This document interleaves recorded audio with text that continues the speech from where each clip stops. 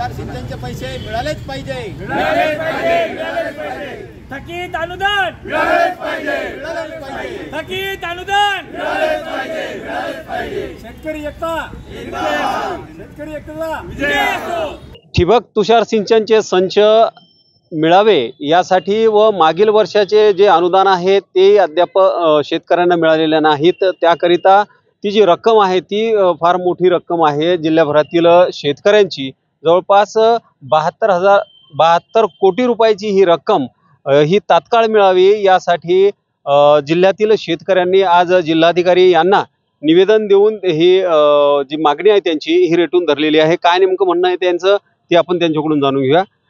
काका काय सांगाल, कधीच हे जे तुषार सिंचन व ठिबक आहे याचं अनुदान बाकी आहे आणि नवीन वर्षाचं काय प्रयोजन झालेलं आहे का, काय सांगा?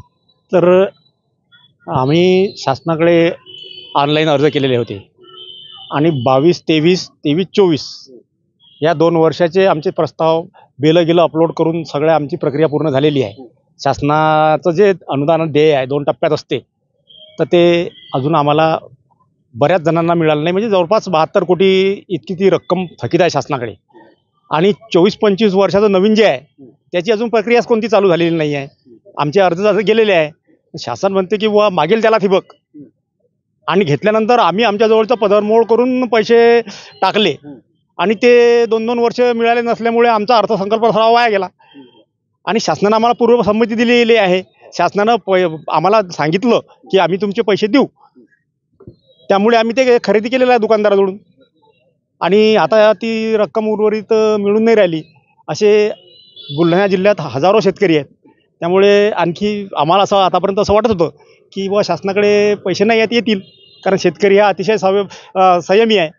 परंतु आता अनंत योजनाकरता जे सरकारनं उधळपट्टी लावली, म्हणजे सरकारच्या जवळ खिशात पैसे आहेत, मग आम्हालाच शेतकरी म्हणून किंवा हे काहीच करू शकत नाही, यांचा कोणी वाली नाही, यांचं काहीच होत नाही यांच्याच्यानं, हे बिलकुल संवेदन शून्य झाले।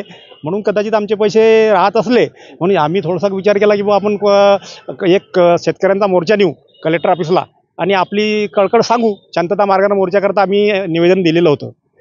तुम्हाला वाटतं का की शेतकऱ्यांच्या समस्या ज्यावेळेस समोर येतात त्यावेळेस शासनाकडे पैसे राहत नाहीत, अशा शेतकऱ्याच्या समस्या ज्यावेळेस येतात, शेतकरी हा सर्वच बाजूनं असा आहे की हा शेवटच्या गाडीतला माणूस आहे, याचं केलं तरी हा याचं शेतीचं करतोच, आम्ही काही उपाशी राहत नाहीत तुम्ही लोक, असं सर्वांना आहे की हा काही केलं तरी याचं व्यसन आहे, हे शेती हा सोडत नाही। म्हणून मग आमच्याकडे पिढ्यानपिढ्या कोणी लक्ष देत नाही।